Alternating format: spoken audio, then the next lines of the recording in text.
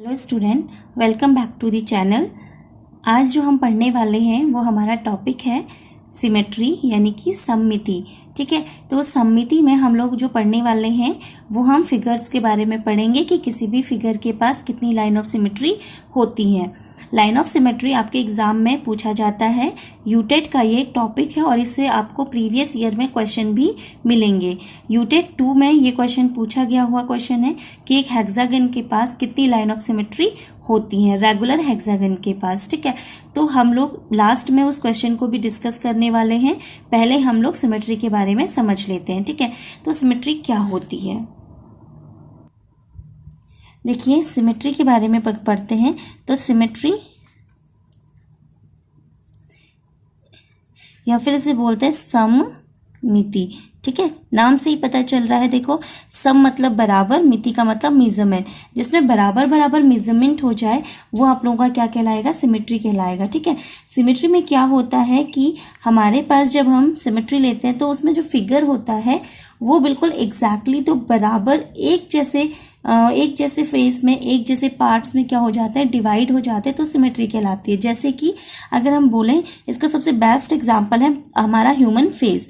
Human face के बारे में अगर बात करें तो अगर मान लो इस तरीके से ह्यूमन फेस है, तो इस फेस को अगर मैं बीचों बीच में से एक लाइन ऑफ सिमेट्री खींच देती हूँ। लाइन ऑफ सिमेट्री मतलब वो लाइन जिसमें जो दो बराबर पार्ट्स में डिवाइड करती है वो कहलाती है लाइन ऑफ सिमेट्री। ठीक है, तो ये वाला जो लाइन है ये कहलाएगा लाइन ऑफ सिमेट्री।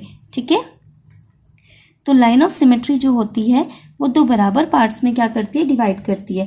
आप लोग अपने फेस में देखेंगे, इधर एक आई होगा, सेम आई इधर होगा, नोज का जो पार्ट इधर होता है वही पार्ट इधर होगा, लिप्स का जो पार्ट इस साइड होगा वो पार्ट इस साइड होगा। तो जब हम इस वाले साइड को इसके ऊपर ओवरलैप करवाएंगे, लाइक अगर मैं इसे, ये लाइन ऑफ सिमेट्री है और ये वन साइड था, तो जो दूसरा साइड है वो आपका मैंने इस तरीके से लाइन से ड्रॉ कर दिया, वो साइड में इसके ऊपर लाऊंगी तो पूरी तरीके से ओवरलैप हो जाएगा। तो वो कहलाएगा उस कंडीशन में कि ये जो लाइन है ये एक लाइन ऑफ सिमेट्री की तरह ट्रीट हो रही है। ठीक है, लाइन ऑफ सिमेट्री में आप देखो, जैसे मैं आपको एक एग्जांपल और देती हूँ। मैंने लिखा एक लेटर यहाँ पर ए, एक लेटर लिखा है मैंने, ये रहा। ठीक है, इसमें लाइन ऑफ सिमेट्री क्या होगी, इसमें एक लाइन ऑफ सिमेट्री अगर मैं खींचूं तो मैंने ये खींची, अगर इसके रिस्पेक्ट में मैं जब इस वाले पोर्शन को इसके ऊपर लाऊंगी तो देखो ये वाली लाइन जस्ट इसके ऊपर इधर आ जाएगी और ये लाइन इसके ऊपर आ जाएगी। तो एक लाइन ऑफ सिमेट्री यहाँ पर भी हो गई, पूरी तरीके से ओवरलैप कर दिया उसने लाइन ऑफ सिमेट्री। ठीक है, तो इसकी लाइन ऑफ सिमेट्री हो गई, ए में भी एक हो गई। ठीक है, अब देखो एक लेटर और ले लेती हूँ एग्जाम्पल के लिए। मैंने एक लेटर लिखा एम। ठीक है, हमारे पास लेटर एम है। अब इसके अगर मैं यहाँ पे लाइन ऑफ सिमेट्री देखना चाहूँ तो जो इसकी लाइन ऑफ सिमेट्री होगी वो यहाँ पे आ जाएगी। लाइन ऑफ सिमेट्री जो आएगी वो इसके लेटर के बीच से यहाँ पे आएगी। ठीक है, तो जब हम इसे ओवरलैप करवाएंगे तो पूरा इसके ऊपर क्या हो जाएगा, ओवरलैप हो जाएगा। ठीक है, तो ये हमारा बन जाएगा यहाँ पे लाइन ऑफ सिमेट्री। इसकी एक लाइन ऑफ सिमेट्री है किसकी, लेटर एम की।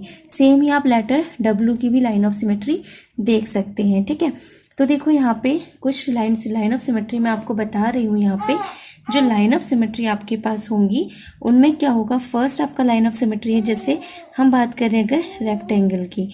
ठीक है, तो रेक्टेंगल की लाइन ऑफ सिमेट्री क्या होती है, रेक्टेंगल के पास होती है दो लाइन ऑफ सिमेट्री। ठीक है, सिमिलरली स्क्वायर के पास जो लाइन ऑफ सिमेट्री होती हैं, रेक्टेंगल मतलब होता है आयत। ठीक है, आयत की लाइन ऑफ सिमेट्री होती हैं दो, वर्ग की लाइन ऑफ सिमेट्री होती हैं चार। ठीक है, चार वर्ग की होती है लाइन ऑफ सिमेट्री। ठीक है, सिमिलरली अगर हम बोलें कि सर्किल के पास कितनी लाइन ऑफ सिमेट्री होती हैं, तो सर्किल के पास लाइन ऑफ सिमेट्री होती है इनफाइनाइट।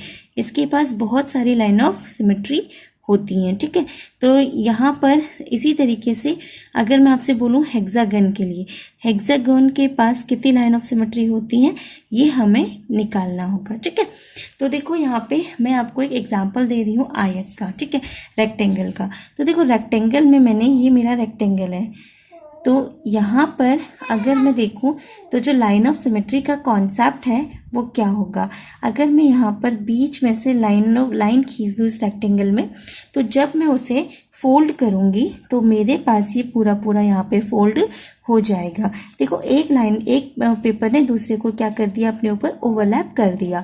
सिमिलरली एक लाइन ऑफ सिमेट्री इसमें यहाँ से भी आएगी। इस तरीके से यहाँ से एक लाइन ऑफ सिमेट्री यहाँ पे आएगी। जब मैं इसे यहाँ पे फोल्ड करूंगी तो ये भी फोल्ड हो जाएगा रेक्टेंगल में। बच्चे सब सोचते हैं कि मैम स्क्वायर में 4 हैं, रेक्टेंगल में 2 ही कैसे हुई। स्क्वायर में डायगोनल सिमेट्री भी होती है, जबकि आपकी जो रेक्टेंगल है उसमें डायगोनल सिमेट्री नहीं होती। अगर आप इस तरीके से इसे फोल्ड करते हैं तो ये फोल्ड होता है, तो ये पूरा पूरा ओवरलैप नहीं होता डायगोनल की फॉर्म में, ठीक है।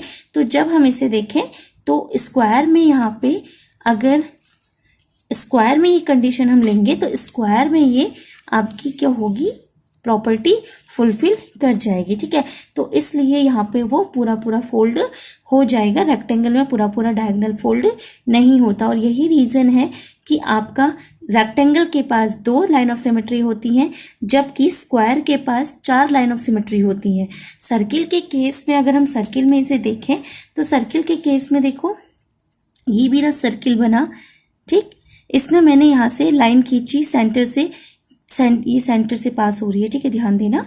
तो कितनी भी लाइन खींच दो आप इसमें, ये हमेशा क्या करेगा, इक्वल पार्ट में डिवाइड करता है। इसीलिए सर्किल के पास infinite number of line of symmetry होती है, और यही रीजन है कि आपका जो सर्किल है वो मैक्सिमम आपके infinite number of line of symmetry रखता है, ठीक है। अब देखो यहाँ पर आपसे पूछा गया क्वेश्चन जो था, वो क्वेश्चन क्या था वो मैं आपसे डिस्कस करती हूँ आपके साथ में, ठीक है। तो देखो जो आपसे पूछा हुआ क्वेश्चन था वो क्वेश्चन है यहाँ पे, the number of line of symmetry in a regular for a regular hexagon, ठीक है। रेगुलर हेक्सागन मतलब होता है सम षष्ठभुज, मतलब जिसके पास 6 बराबर भुजाएं होती है, ठीक है। तो सम षष्ठभुज हमने यहाँ पे बनाना है, दिस वन, ठीक।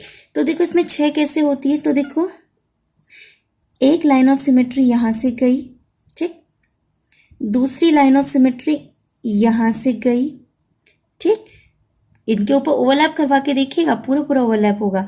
तीसरी लाइन ऑफ सिमेट्री यहां से गई, ठीक।